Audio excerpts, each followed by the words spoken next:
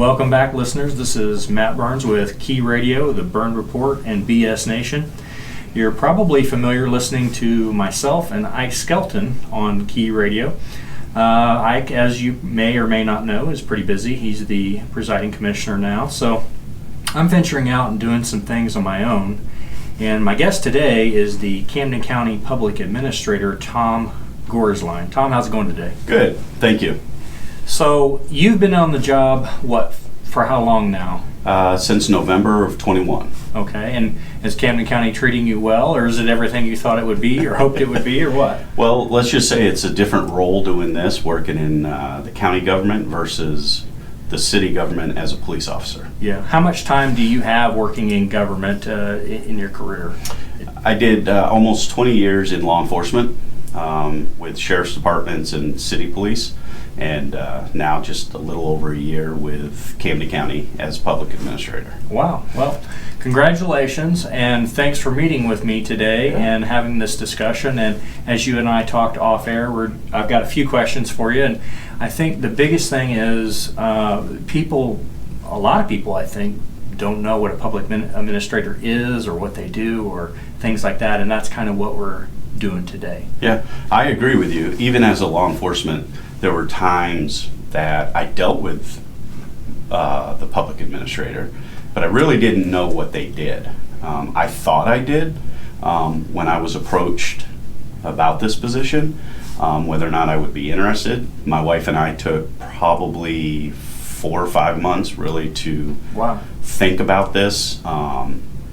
We looked at different things, is this something that I can do? Because I'm really particular. I like to do things and do it right.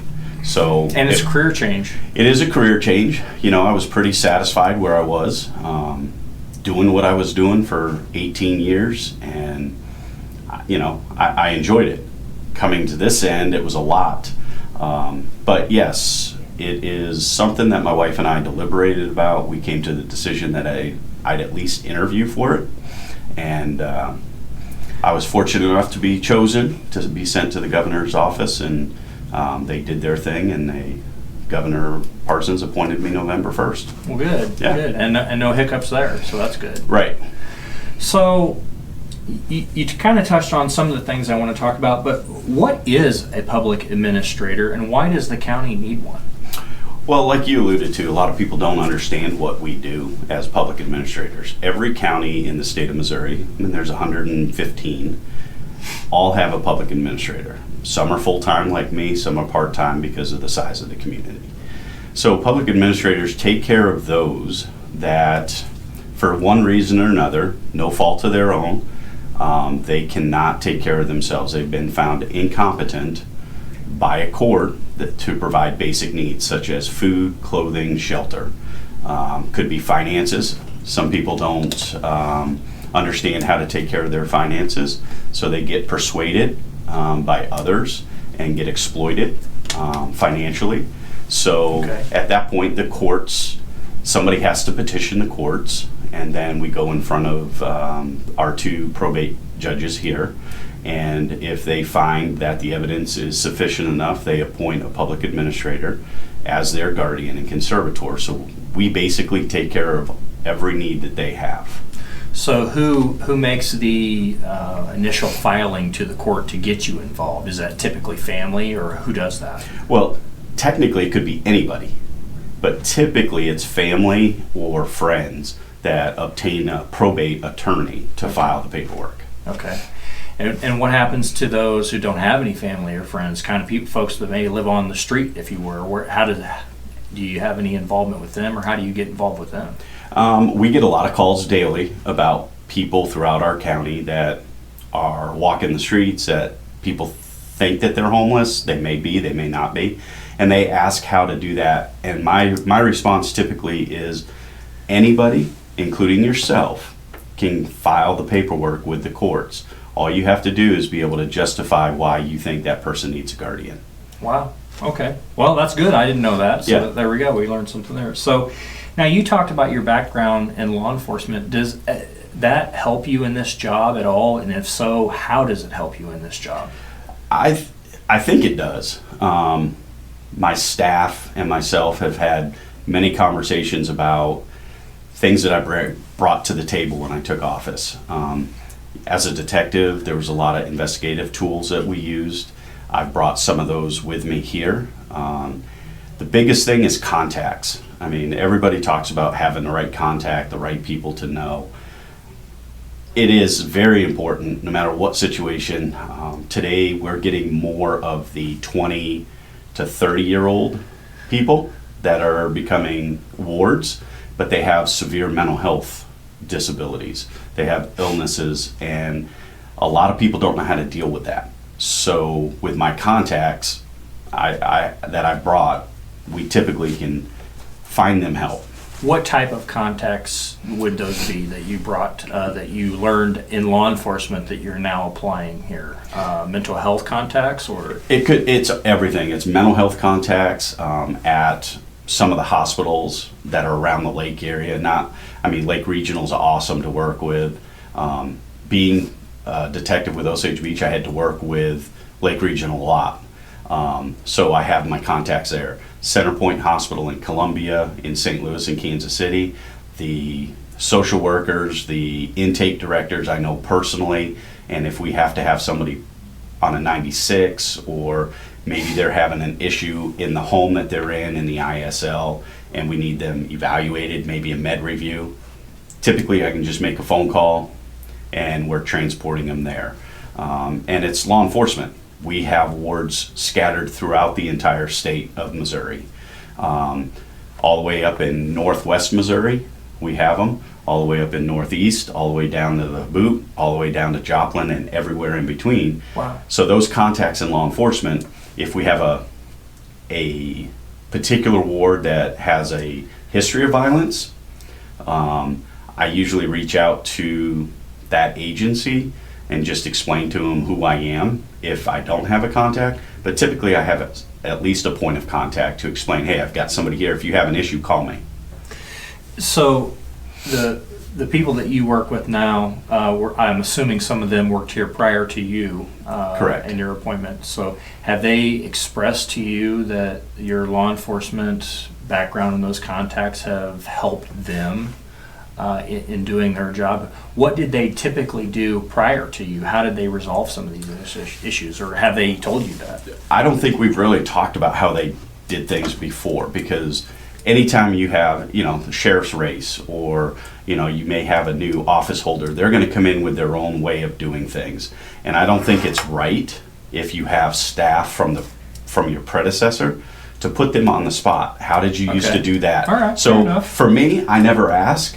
Okay. But I do know that my chief deputy has said that with the contacts that I brought, it's easier for her to do her job because now she has those same contacts, because I share them. And I make the introductions, and I express to my contacts, hey, if I'm not available, you can talk to her. Okay, sure. Yeah. So you talked about your staff a little bit. How many people do you have working for the public administrator's office? What does your staff look like as far as size? We have 2 full-time. We have a chief deputy, and then I created a position for benefits coordinator, and then those 2 are full-time, and then we have a part-time office staff, and then myself. And they deal with the benefits of the conservatorships or the wards that you... Yes. So her main goal is dealing with Social Security, Medicare, Medicaid, food stamps, life insurance policies, pensions, anything that is a benefit to our wards. She is the one that all those agencies contact here, and she contacts them. So she pretty much has every single one of our wards, 114 of them, anything to do with benefits, she has them in her hand. And if she drops the ball on something, then that potentially our wards could lose out on a benefit. So if we don't do our renewal every year on time, some of our wards could lose their Social Security for a month or 2 until we can get the paperwork corrected and resubmitted. Has there been an increase in the number of people that you're helping, the number of wards, since you have been in this position? Yeah, so when I did my budget at the end of last year, 22, we increased from November 1st when I took office to October 31st, we increased 42% in the number of wards and letters that we have. What do you think is causing that? Because not just our office, but even the sheriff's office, even the county, all these other agencies, DFS and DHS, all them, they're seeing an increase in the 20 to 30, 35-year-old with mental health illnesses. And if they're not on medication, they usually cause problems in the community. Whether it's criminal or just walking around and talking to themselves and not really in today, if that's fair to say. So that's the increase that we're seeing, is more severe mental health illnesses. You feel like that increase is going to continue, or do you have any way to gauge that? On a personal level, I think it's going to increase. I saw it start an increase several years ago in law enforcement. Law enforcement officers were asked to deal with the mentally ill, those that have mental health illnesses, schizophrenia, bipolar, that are homeless, that don't have family to go to. So law enforcement, we started dealing with that a long time ago, several years ago, and it's just increasing. And I'm not speaking for any law enforcement agency by any means, but I just know it's increased here. We have a few, I think 3 or 4 that are currently in county jails, that are our wards from the court, because they have mental health issues and we have to provide services for them. So do you think it's been the last 3 or 4 years we've seen this huge increase, or has it been a steady trend, or is it picking up speed, in other words? I think it is. I think it's picking up speed. I think it's been there. Do you think COVID had an effect on this? I saw it as a law enforcement officer, more people with anxiety and depression, because, we were enclosed, right? We were caged. And now that we're able to get out, people are having a hard time dealing and comprehending with reality. So there was no after action effort put in place to deal with that aspect of it. So we put in these measures for safety, for health reasons, but there's no follow-up, in other words, on the mental health aspects of what took place because of those precautions that were. I believe that's fair to say, yes. Okay. Yeah. Well, so that's interesting. I would have never. That's something that I wouldn't have guessed that I would have found out today. Mm-hmm. I mean, you and I have been talking a little bit leading up to this, but just thinking along those lines.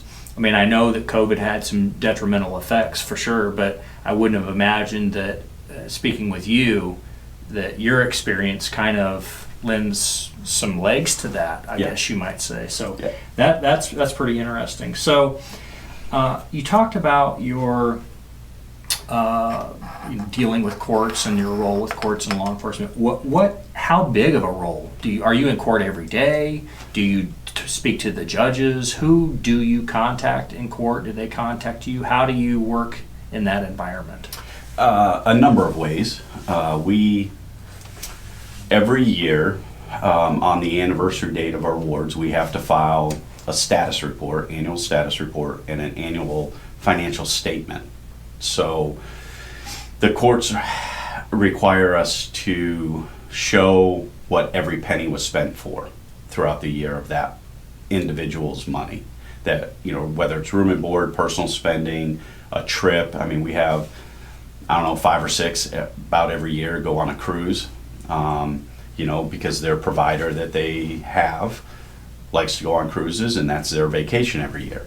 Awesome. I think it's great. But we have to do those every year. And then occasionally we do case reviews. So we may be in court every 3 months for a particular person, or every month we go in.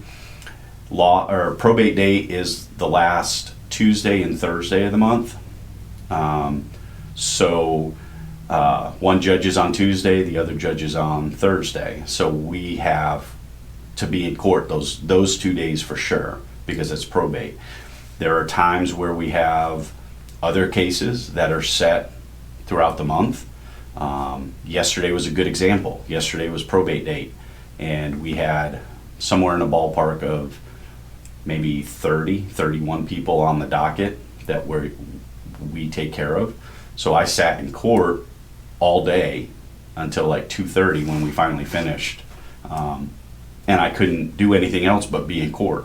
And while we were in court, we got 2 new wards, 2 new estates into our office. And we didn't know that was coming.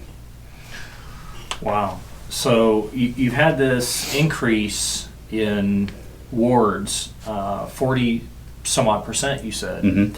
Has your budget increased to match that, or where are you at with your budget? Our budget did not increase at all this year. The only increase we got was what the COLA was. The cost of living. The cost of living. When was the last time the budget was increased? From everything that I've seen since I've been in office, our budget has been pretty much the same, within $5,000-6,000 based on pay increases or stuff like that, since 2019. Okay. How are you able to find the money for I think you mentioned that you had hired a part-time person. How did you find the money for them without increasing the budget? A lot of spinning of the budget, frugal. We didn't spend a lot on certain things, but when they approved that, when I first took over for a part-time position, they put that in my budget for last year, because that was in December that I asked for that. Okay. So for 22, we had an increase, and I think it was like maybe 12,000, something like that, for our part-time position. What is the amount of your budget approximately? Is it 400,000, 800,000, 2 million? Oh, no. What is it? Maybe 290 this year with the cost of living added to it. 290,000 a year? Correct. Okay. And since you deal with public funds, I mean, you deal with tax money, I assume, that come in, and then you deal with wards and their finances. Mm-hmm. What type of checks and balances are there in place, or are there any checks and balances in place to make sure that your office and the court system or private businesses that you may have to deal with, for example, if somebody passes away, you may have funeral expenses. What checks and balances are there to ensure that you're doing the things the way you're supposed to be doing them, and the people that you're dealing with are doing things the way they're supposed to be doing them, and make sure that these folks who need help are not being taken advantage of? How do we know that? Yeah, so we have a couple different things that happen with the financial side of things. So as I stated earlier, we have to report all of that to the courts, and with that, part of that reporting process is receipts. We have to have receipts for every penny spent, whether it's from the facility or the agency that our wards are placed with. And then I, as the signee of the check, I don't have access to their checking accounts. That is what the chief deputy's role is. We've put that in place. So since I sign it, I don't have access. I can't even balance a checkbook or their checking account. So there's multiple people involved. Correct. And then we do the audit. We try and do an audit once a year. We're going to ask our auditor for the county to come in and do that once a year for us starting this year. We're also looking at getting an outside agency to come in and do an audit of all of our financials for our wards to make sure everything is on the up and up. But the court is the main one, because as an example, I had one judge which kicked back one of our settlements a few weeks ago because we were 13 cents over on our report, and she questioned why we were 13 cents over, which is what she's supposed to do. She's supposed to keep us in check. So then we had to go back and figure out where that extra 13 cents came from. We got it figured out. We figured it out. We sent the 13 cents back. refiled, everything's good. So the courts are the ones that really keep us in check because they hold us to a higher standard when it comes to the finances. Because you and I both know, as former police officers, there are people that will take advantage of Sure. those that cannot have or don't have the capability to take care of themselves. Sure, absolutely. So, and then we have Social Security audits coming in. We have Medicare, Medicaid audits that come in. Social Security has access to, I guess access is not the right word. They're able to look at our ward's accounts. They can't do anything else with it, but they can look at it. And They can't access them, they can just review them. review them, right. So they look at our ward's monthly bank statements, and if they're over a certain dollar amount in their checking account or savings account, whatever it is, then their benefits, Social Security, kicks back. So they deduct because they're over that certain limit. So it's very imperative that my office stays on top of that. So we have created a report in our reporting system that we print at the beginning of every month, and we review it, and we know what that threshold is. And if somebody is over that threshold, then we look at doing a Mo-Able account. We look at, depending on how much it is, we may invest in Edward Jones, or we call the facility or the agency that they're living in and say, does so-and-so need something? And then we get that spend down so they're below, so they don't lose their benefits. And that was one thing that I found was that when I took over, there was a lot that was well over that spending limit. Thank goodness we were in a COVID, so that didn't matter at that time because we were in COVID pandemic, according to Social Security. But now starting April 1st, if they're over that spending limit, then they're going to start cutting benefits. So is that something that your office is doing now that wasn't previously being done? And I'm not trying to make anybody look bad. I'm Right. just simply saying it's something that you are doing differently. I think we are. I think the process that we put in place I know it wasn't the way it was before me.